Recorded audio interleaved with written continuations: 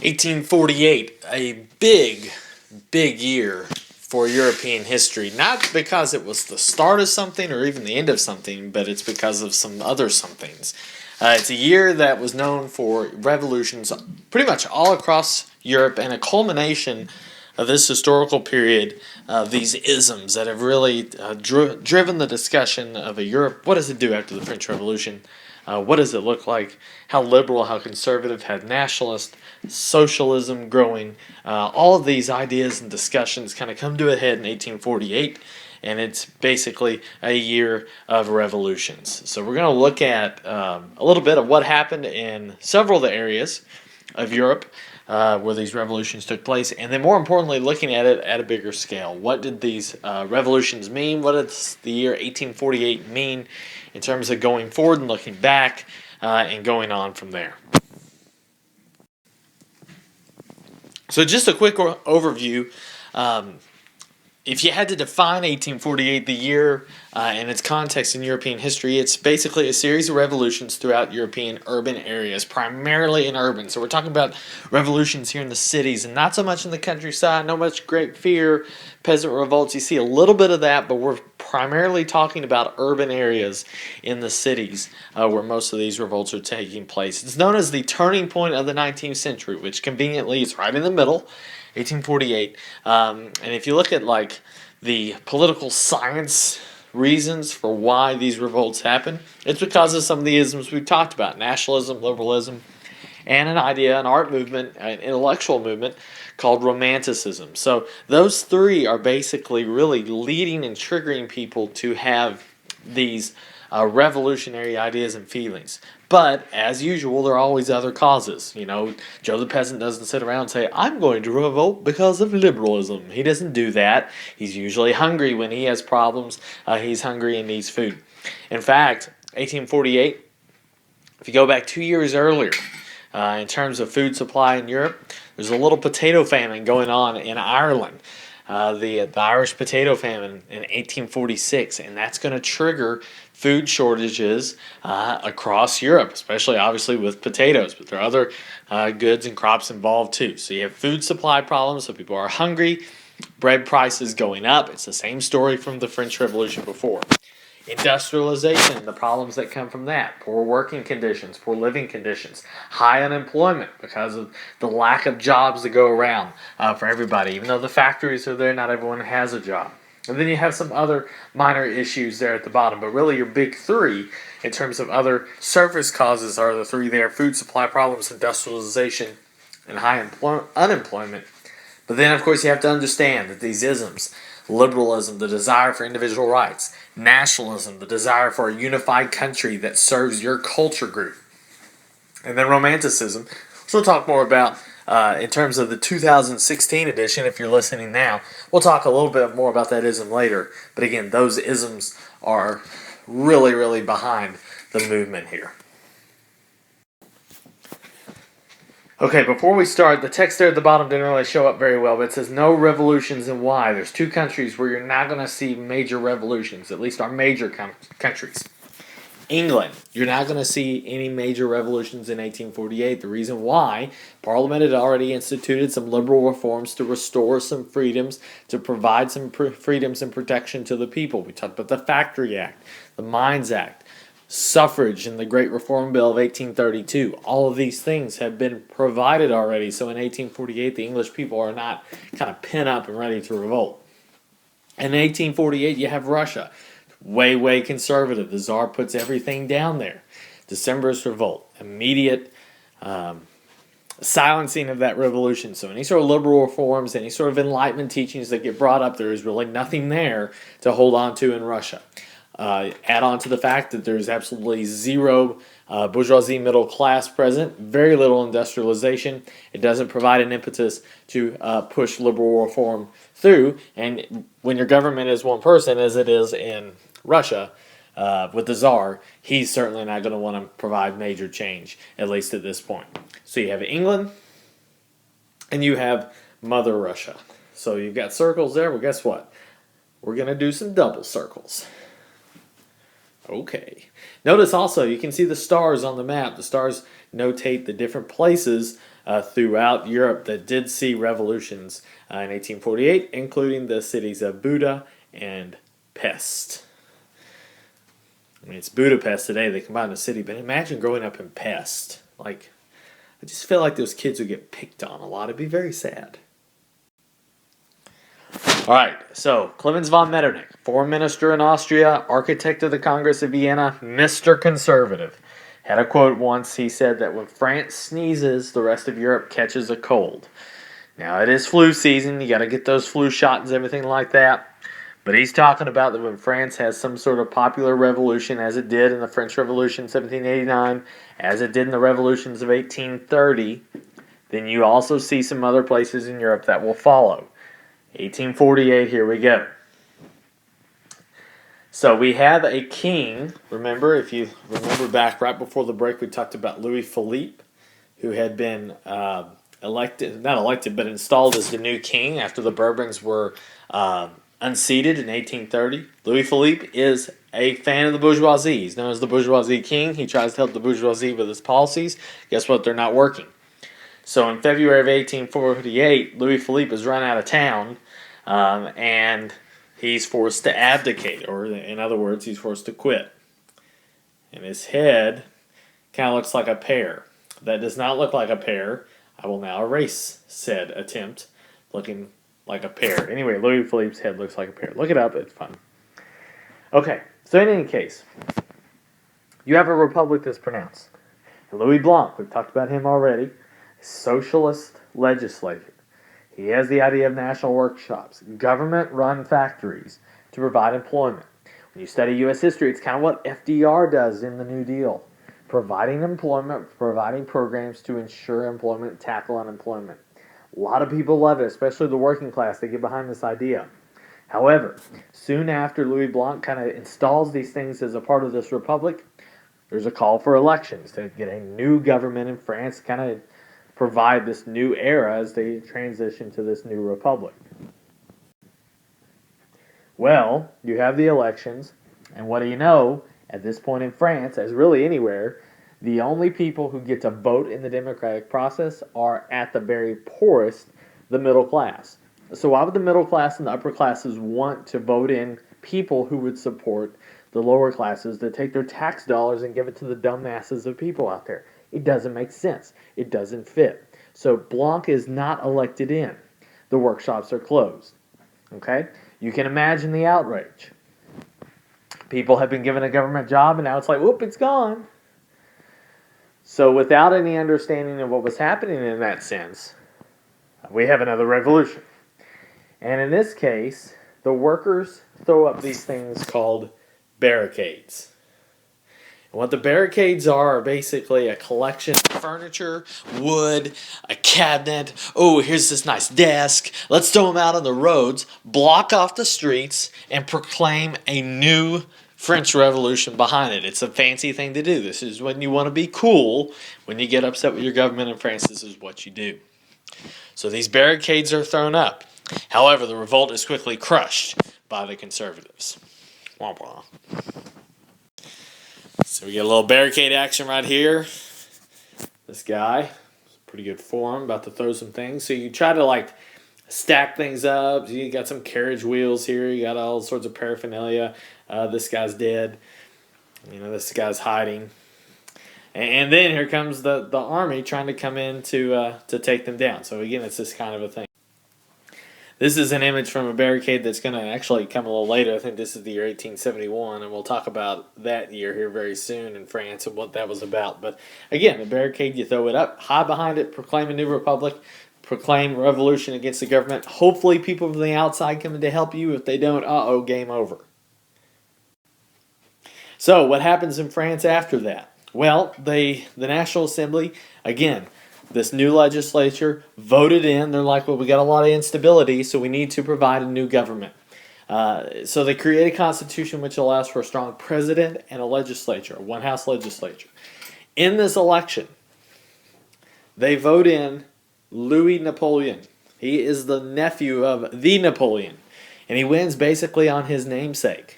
But again, the idea of a strong president, the powers that this Constitution granted, you can almost see what's going to happen. This is deja vu all over again. Louis Napoleon wins the election, becomes president of the Republic, and sets the stage for another authoritarian regime, such as his uncle's. Because again, the point was this: when you had kind of a not weaker, but a more democratic choice there with that Second Republic with the elections, it resulted in more revolution. So again, this is what happens. All right, let's briefly talk about Italy. And we haven't been there too often since the Renaissance, but Italy is still the way it was politically. It's broken up, it's divided, it's a series of city-states like Tuscany, the Papal States, Sicily, Naples, Venice, Florence. All these places are basically in that sense. Now, in 1848, you've got nationalists and liberals looking to seek to kick out foreign leaders in Italy. Nationalists, that would make sense. Liberals, hey, it's the individual to decide. We want to rule ourselves. We want that individual right to control our own government. That's where liberalism fits in here. And a guy named Giuseppe Mazzini is very classy looking. He's a really good example of an Italian nationalist. He's going to establish what's called the Roman Republic in a revolt in Rome. The Pope Pius IX is forced to flee and actually run away. So he kind of establishes basically a new Rome centered in Italian pride and not Catholic pride. So that's kind of a difference here. This is not in the context of the Catholic Church. Mazzini is saying we're doing this at trying to establish an Italian state, not a Catholic state.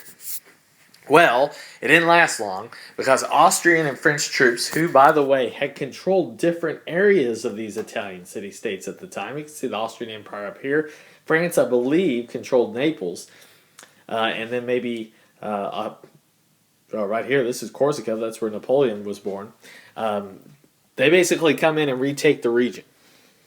Okay, and they dispatched Mazzini and really end the movement. Now, why did it fail? Well, first of all, you didn't have much support from the rural people. So only the urban areas here, like in Rome and Florence, they were supporting the idea of a united Italy. The Italian peasants just wanted their pizza. Okay, they weren't caring about the government role and everything.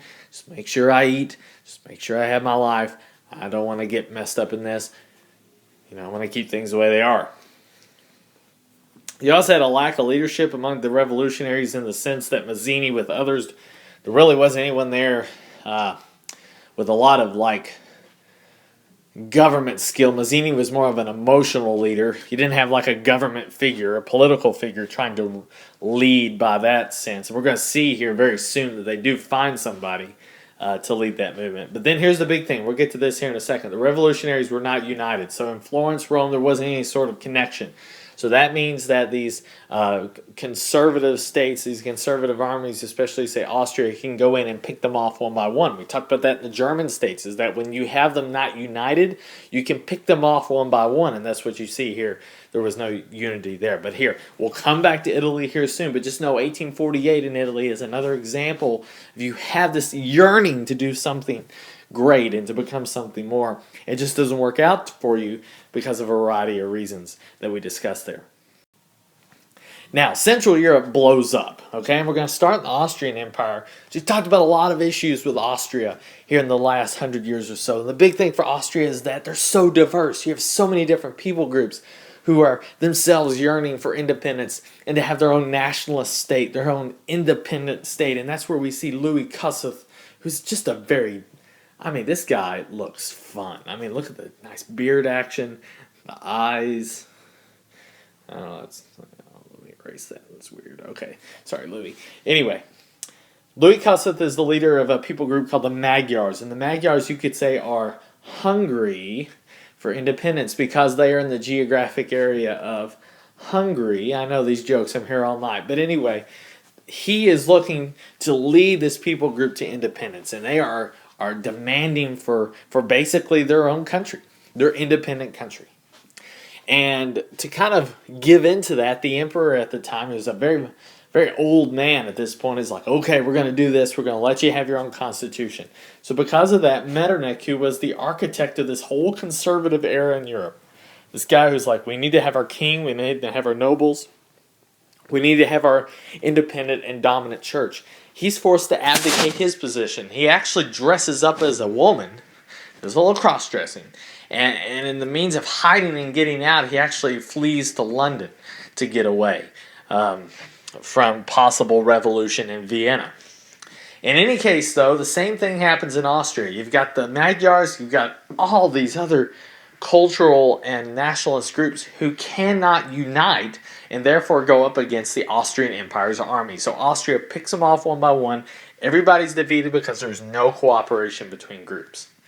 In the German states, many liberals in Germany wanted a united Germany with a constitutional monarchy led by Prussia. So just a short story here. The Prussian king at first accepts the united constitution idea, and then he changes his mind and imposes his own new constitution with royal control. And basically they met, and you may see this term again, it's at the Frankfurt Parliament, which is where these liberals in Germany were meeting to basically talk about the idea of having their own united country, because again, it's the opposite problem from the Austrian Empire. The Austrian Empire it's like, say you have like all these M&Ms, okay?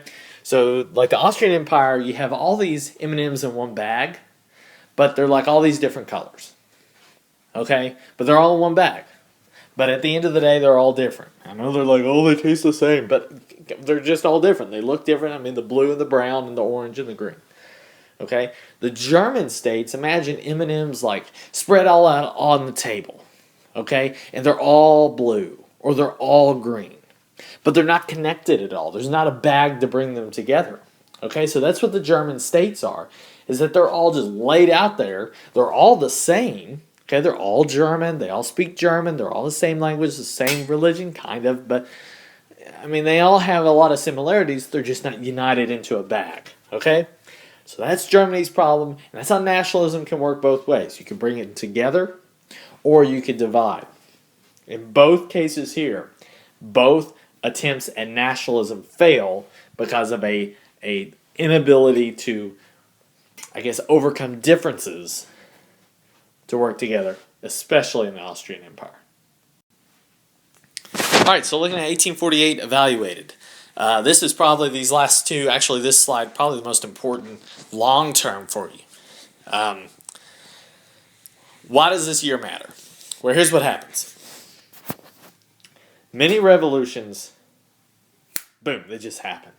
Okay, it's not like all of these different liberals and nationalists meet together in, say, Paris and like, let's all do it on like June 1st or July 18th. That's the day. No, they just happened. So there wasn't any kind of backbone to what they were doing.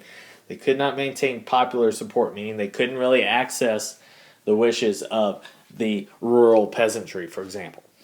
Now, you also had this going on. You had your middle classes, your liberals, right? Because the liberals are not the working class, they're not the poor class, the dumb masses, right? The middle classes came to fear their radical working class allies. Okay, they couldn't work together. So, like, for example, remember how liberals want to only extend voting rights to the middle class. Okay? Radical working class, they want everyone to have the vote. They want all men, maybe even all women. But you didn't hear that. You didn't hear that here. Okay, that's just something they were talking about. Okay, it's crazy, but some of them were actually discussing that. So because of their differences, they couldn't overcome those and work together. And conservatives just basically ran them down and defeated them that way.